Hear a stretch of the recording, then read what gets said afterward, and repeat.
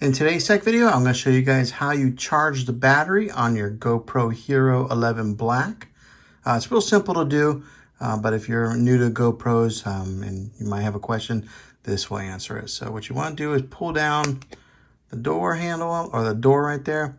You'll click it open, and as you can see right there, there's a USB-C port. And what you want to do is take your charging cable that come with your GoPro, and if you don't have one of these, then any USB-C cable will work.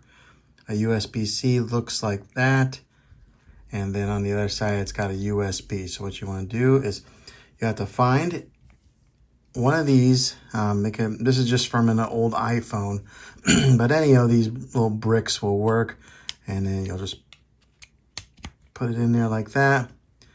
This end will go on the wall, of course, and then on this side here, you'll click that in there, and then you charge it to the wall, and that's how you'll plug this into the wall, and that's how you charge your GoPro Hero 11 Black.